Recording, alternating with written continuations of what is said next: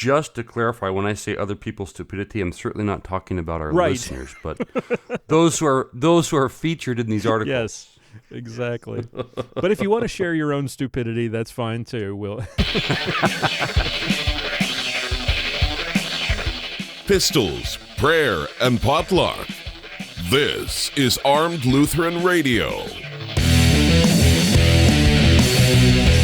Hi, folks. Welcome to Armed Lutheran Radio, a show about guns, hunting, competitive shooting, the natural right of self-defense, and what God's Word says about the issues surrounding gun rights and gun ownership. I'm your host, Lloyd Bailey, the Armed Lutheran, and this is episode number 165. Thank you so much for making Armed Lutheran Radio a part of your week. As I've said before, I think last I heard there was like 500,000 podcasts in the world. The fact that you're making this podcast a part of your weekly rotation, you're taking time to listen to us, is greatly appreciated. We are so happy to have you here, and that you're a part of, you're making Armed Lutheran Radio a part of your day and a part of your week.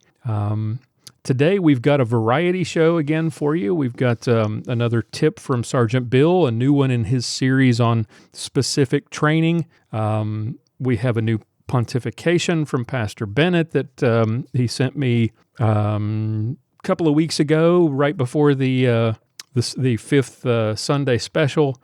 So looking forward to sharing that with you. And I've got a bit of a rant about the Eighth Commandment based on something that I posted in social media last week. Mia couldn't be with us this week, but rest assured, she will be back in a couple of weeks for our next variety show. But before we get to all that, let's talk about money.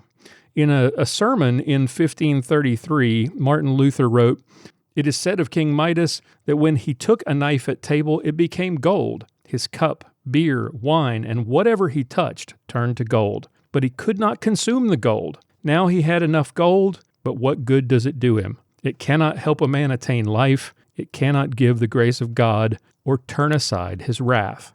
But it can help you support Armed Lutheran Radio and help us to continue to provide you with more of this Christ-centered pro-gun content that you've come to know and love.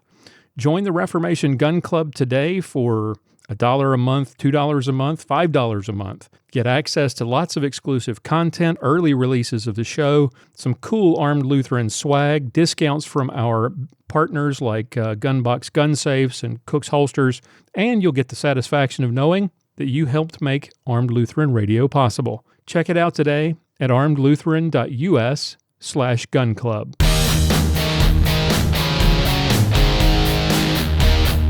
Time now for another Ballistic Minute with Sergeant Bill Sylvia.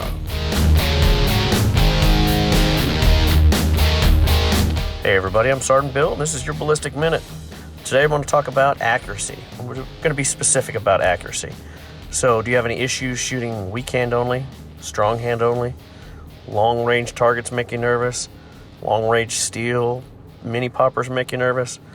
Non-threat covered or hard-covered targets at anything outside 15 yards make you a little uneasy? If you want to get better with your accuracy, you've got to practice in both live and dry fire. And in both of those, you need to focus on three things: your grip, your trigger press, and your sights. Okay, so grip. You need to have a good grip. You need a good, hard grip, and maintain that consistent grip that'll make your sights return. They're going to come back to the same place when they come back in recoil in live fire. A consistent, good, hard grip can also help or mask any bad trigger presses, any that are a little bit off. It's not going to hide any really bad trigger flaws, but it'll hide the minor ones. Now, secondly, we're going to focus on your trigger press.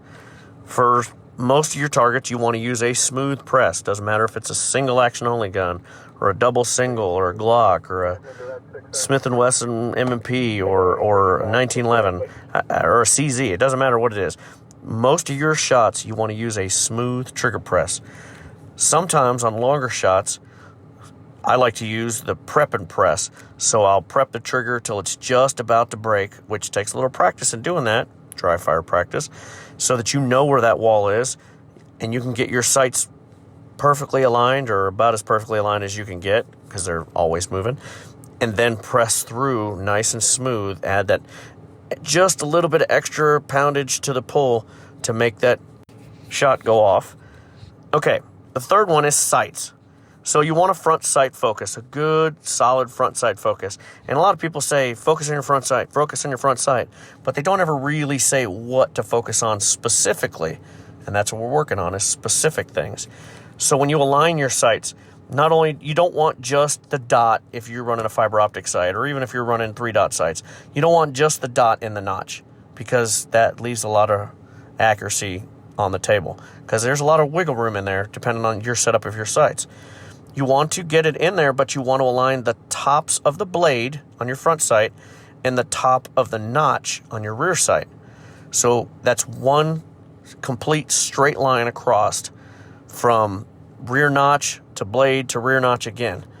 That's going to give you the best accuracy that you can get. Most shooting sports, you want to go as fast as you can and shoot as quickly as you can, depending on, the distance and the difficulty of the target. But there are a lot of times when you need to have the patience and know when this is a difficult target or this is a longer range target, and you need to take a little bit of extra time, tenths of a second, hundredths of a second maybe, depends on what it is, to clean up your sight picture. Make sure you've got that good grip, and make sure that you're doing a good trigger press so that you make good shots, score your points, and move on. Now, when you're doing all this in practice, you need to push your limits. By pushing your limits, I mean you need to shoot or practice with harder difficulty than you would in matches that you normally see in matches, whether it's your club matches or sanctioned matches. The easiest way to do that is take some targets, whether it's live fire, dry fire, and put some non-threats across them, or paint some hardcover and just make them difficult. Because the more difficult you make your practice, the easier it's going to seem at matches. Now, one thing I will tell you is every now and then you need to just practice with some open targets. I actually like to finish any of my live fire training sessions with just an open target or two, so that you ratchet the difficulty level down a little bit and you can just focus on shooting. When you do have open targets, what I have found for me is that a lot of times once your front sight is in the rear notch and you see it on brown, you start whacking the trigger, and that's going to give you that bad accuracy. So when you practice with more difficult shots and then, kind of pull it back and use an open target, and then go to matches and they're having open targets, or whether it's hard cover or non-threats or whatever it might be out there, or no shoots, you're not scared of it. It's not difficult for you. It's a lot easier, and you're ready. So this has been your Ballistic Minute. I'm Sergeant Bill. Sergeant Bill Sylvia is a veteran of the Dallas Police Force and a masterclass competitive shooter. You can check out his YouTube videos at armedlutheran.us/Sergeant Bill. I want to take a minute here to thank our partner, the Armed Citizens Legal Defense Network. If you're involved in a situation where you have to use your firearm in self-defense, you very well may find yourself in a legal battle against overzealous prosecutors or the families of the criminal who you shot or threatened, who are looking to deprive you of your freedom or your hard-earned savings. You may find yourself charged with a crime or facing a civil lawsuit even if you did nothing wrong. That's where Armed Citizens Legal Defense Network comes in. For a small yearly fee, they will provide you with money for attorneys, money for bail, consultations, and access to experts like Marty Hayes and Massad Ayub. Don't face the fight alone. Visit Armed Citizens Network today. Use the promo code ARMEDLutheran-25. Save $25 off your first year's membership, or you can grab the coupon on my website, armedlutheran.us. Sign up today. They will send you lots of cool resources, 8 instructional DVDs, and a book by Massad Ayub that I cannot recommend highly enough. Don't wait until you need their help. Be prepared. Sign up today. Visit armedcitizensnetwork.org.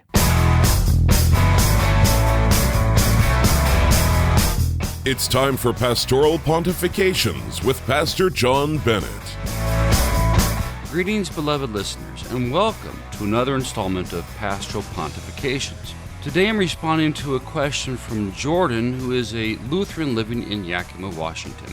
And Jordan asks, For the pastor of the show, and I guess that's me, the Ten Commandments are all written in a negative sense, things not to do rather than things to do. Is there any significance to this? Well, Jordan, thanks for being a listener, and first of all, my sympathies to you for your state's terrible gun laws. I would not want to live in the state of Washington with those laws.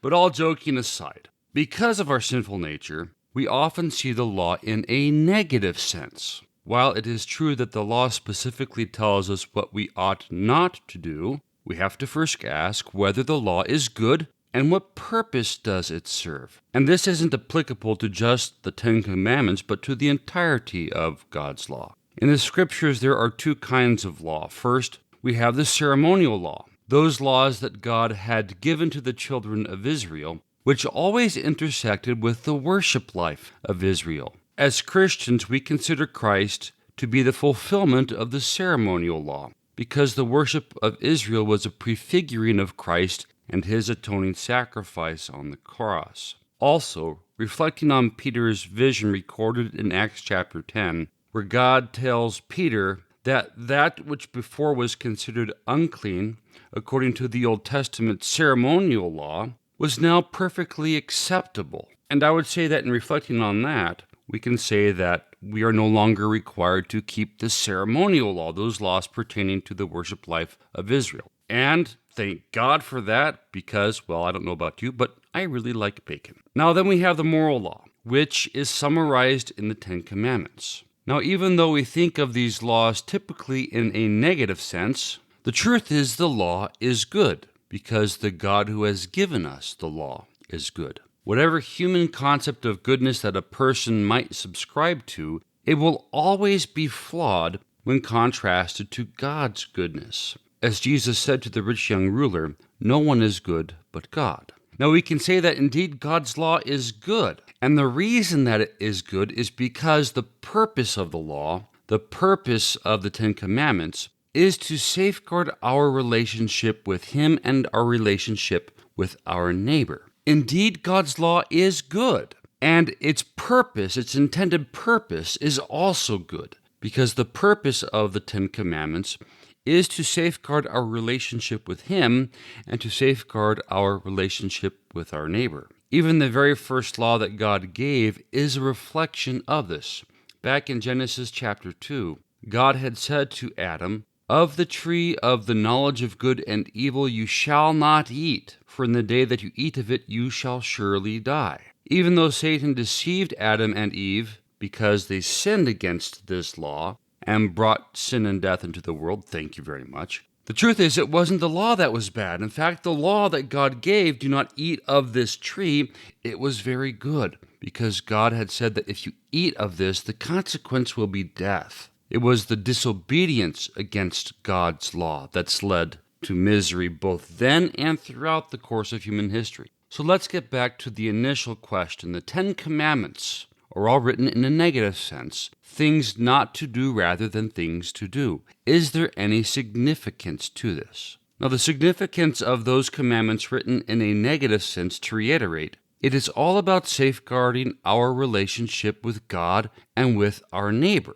At the same time, just looking at the strict text of the Ten Commandments, there are two that are written in a positive sense. Remember the Sabbath day by keeping it holy, and honor your father and your mother. But just setting aside those two exceptions, when we see the application of the Ten Commandments found in the Scriptures, the application is often written in a positive way. For example, in Leviticus 19, where God expounds on the law that He has given through Moses, we find a few instances where the law as applied is done so in a positive way. In the first two verses of chapter 19, Moses writes, "And the Lord spoke to Moses, saying, Speak to all the congregation of the children of Israel, and say to them, You shall be holy, for I, the Lord your God, am holy." There, obviously, a positive statement, what we ought to be doing. Be holy, because God is holy. Then in verse 18, "You shall love your neighbor as yourself. I am the Lord."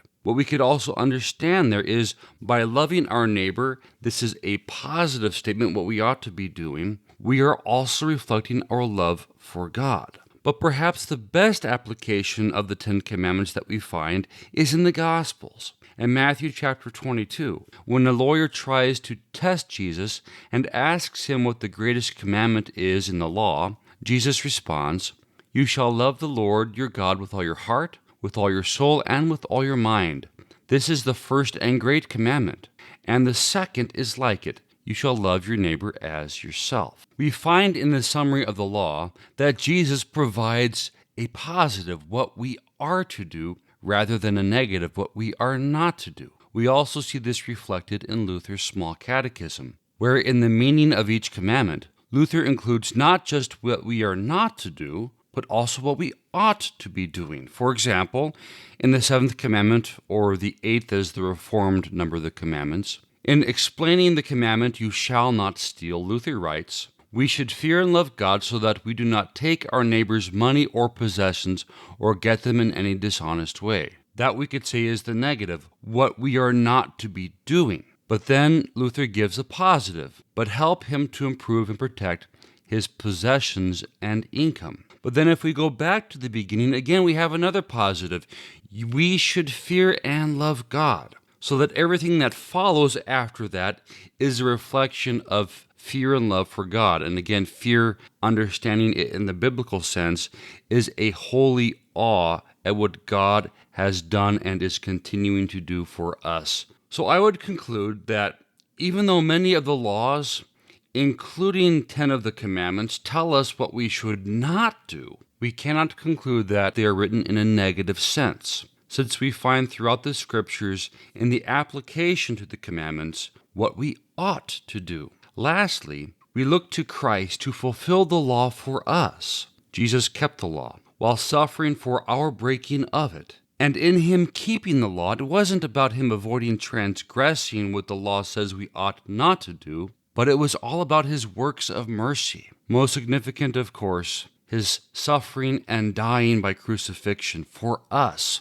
that we should be forgiven, and his rising again, that we should be given the gift of everlasting life. So there you have it. Jordan, I hope I answered your question to your satisfaction. And for all of our listeners, if you have any questions, feel free to send them my way through the Armed Lutheran Radio feedback page. Thanks for listening. We'll talk to you next time. John Bennett is the pastor at St. John's Lutheran Church in Willow Creek, Minnesota. For more information, visit stjohnswillowcreek.org. Okay, so what am I ranting about today? I shared a link to episode 163 in a certain Christian Facebook group that I'm a member of. It's a closed Facebook group, and one of the rules is that we just don't share posts or discussions outside the group. So out of respect for the group, I'm not going to mention the name of the group specifically or its members by name.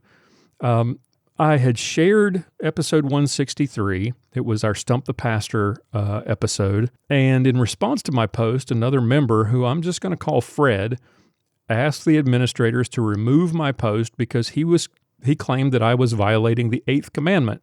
Now, how was I doing this? Supposedly, I was doing this by referring to anti-gun Christians or gun banners. And that in calling people these names, supposedly I was violating the Eighth Commandment. Okay, so what is the Eighth Commandment? Let's get started at the beginning. Thou shalt not bear false witness against your neighbor. So, false witness, like telling lies in court, testimony in court against your neighbor. That's part of it, but that's not all of it. It also covers things like slander. It covers things like gossip. Remember, as Lutherans, we apply the Ten Commandments more broadly than just the thou shalls and thou shalt nots. There is always an implicit, wherever there's a thou shalt not, there's an implicit thou shall.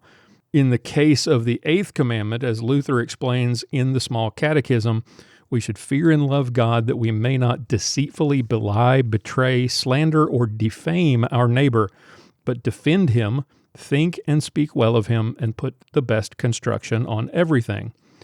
So what are we talking about here? We're talking about the slandering and defaming part, and according to my critic, Fred, the deceitful part as well. So let's dig into this. Here's what Fred had to say initially. I'm going to paraphrase. I'm not going to quote him directly. So again, in deference to the rules of the group, I'm not going to quote him word for word, but I will paraphrase. Fred said that he didn't know of any anti-gun Christians. He did not know of any Christians who want to ban guns. And he said that using the term anti-gun is misleading and is no different than when the LGBTQ crowd calls conservative Christians anti-gay. Now, let's address that first question, the first point, that there are no Christians who want to ban guns. Well, as I pointed out in my response to Fred, and as we've discussed at length on the show, there are entire church bodies who make it clear in their resolutions, their constitutions, their official statements, that they oppose the ownership of firearms.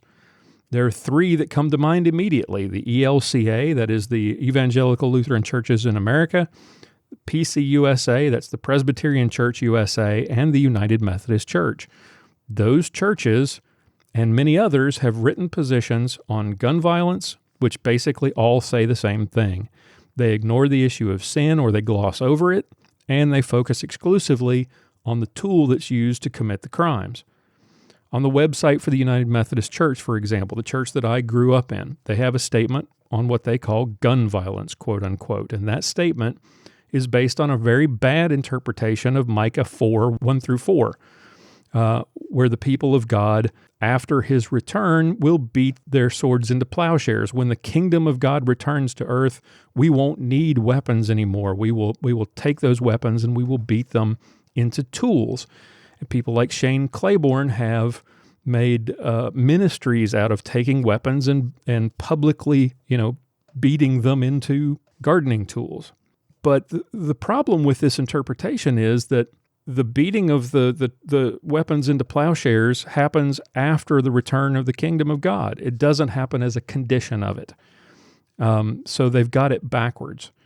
One of the 8 ways that the United Methodist Church suggests that you can get involved to reduce gun violence is to advocate, to have congregations advocating for universal background checks and a ban on private sales and transfers of firearms.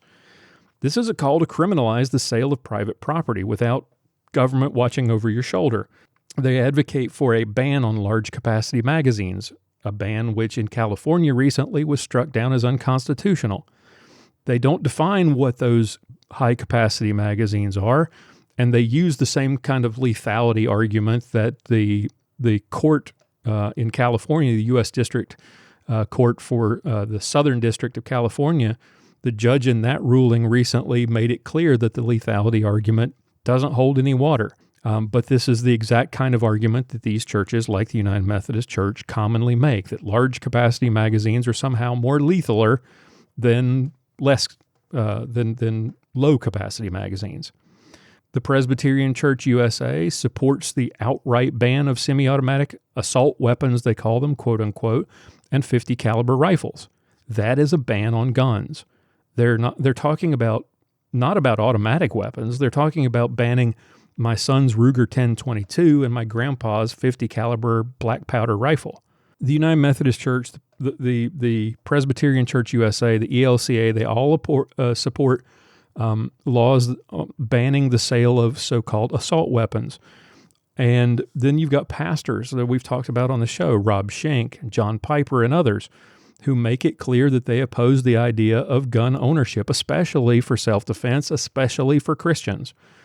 We have heard from people like Lutheran pastor Mark Knudsen in Oregon, who, along with other so-called faith leaders, have argued from the pulpit of his church in Eugene, Oregon. They've argued for laws to ban, and not just ban, but confiscate firearms from law-abiding citizens, not from criminals. They are advocating from the pulpit laws that would criminalize everyday, innocent, law-abiding Oregonians. Go back to episode 126 for our take on Reverend Knudsen and his Lift Every Voice campaign to ban guns, and he's back at it again this year. So as I pointed out to Fred, there's plenty of Christians who explicitly call for banning guns. Many of them do it from the pulpit. If you go back to episode 88, the Worst Sermon in the World episode, you'll hear a pastor from a liberal church in Missouri where he spends his entire sermon insulting and berating gun owners and the National Rifle Association. Go back and listen to 3 years' worth of Cleaned God and Guns, and you'll find plenty of proof that there are Christians out there who want to ban guns. So if Fred doesn't know any Christians who want to ban guns, he clearly doesn't get out much. Now, let's take a look at his second claim that calling somebody anti-gun is the same as calling a conservative Orthodox Christian anti-gay. Is it fair to say that calling someone who wants to ban some guns, but not all of them, is it okay to call them anti-gun, or is that a violation of the Eighth Commandment? Is it the same as calling someone anti-gay if they support the biblical view on marriage? The answer there is absolutely not. We who are supporters of traditional marriage don't want to criminalize or ban gay people. We don't want to enforce the old crazy sodomy laws or do like they do in Muslim countries and throw gays off of buildings or hang them in the public square. So to call me anti-gay is to lump me in with the Islamic State of Iran, for example. That's anti-gay. The Sultan of Brunei, that's anti-gay. Saying I support the idea of one man, one woman marriage as defined by God and His Word, calling me anti-gay is indeed an Eighth Commandment insult. Those who call conservative Christians anti-gay are really the only thing they're trying to do is to silence our speech. They're trying to shame us into silence on the issue of traditional marriage. They want to frame us as haters, to suggest that we hate gay people because we don't support their lifestyle or their political agenda. That's a very different thing from wanting to ban and confiscate the private property of millions and millions of American citizens and to turn them into criminals for refusing to surrender a firearm to the government or for transferring a firearm between friends or family members without asking Big Daddy government for permission first. That's the definition of anti-gun.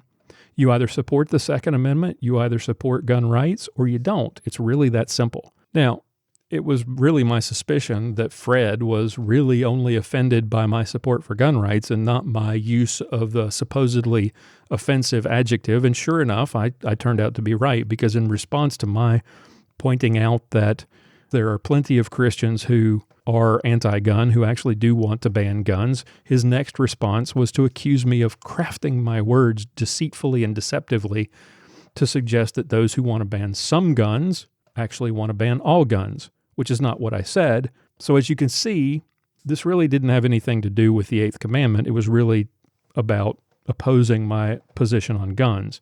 And for good measure, he decided to break the Eighth Commandment himself by calling me a troll and referring to my opinion as bile. So, anywho, let's ignore the insults for a moment and address this underlying point real quick. Does calling somebody anti-gun who wants to ban some guns, let's say assault weapons, quote unquote, for example, is it misleading to call those people anti-gun? Is it unfair because it suggests that they want to ban all guns when really they only want to ban the ones that scare them? And I suspect there are many good and well-meaning people who are in this position mainly because they're not very well informed on the issue of guns. They don't understand the difference between a machine gun and a semi-automatic weapon. They believe in all this, full semi-automatic nonsense. Maybe they don't oppose guns. They just don't like the ones that are scary looking. They bought into the nonsense about assault rifles. They think they equate gun ownership with hunting, and that's how they see it. In the pro-gun community, we call those people FUDs, as in Elmer Fudd. And I don't know, is that an Eighth Commandment thing? Maybe, maybe not. Is it dishonest or misleading to refer to those people as anti-gun? People who just want to stop innocent people from dying, but short-sightedly believe that legal ownership of certain kinds of guns is the problem? No, it's not. Words mean things. If you want to ban guns, any guns, some guns, you are by definition a gun banner. There's no need to distinguish between those who want to ban some and those who want to ban all.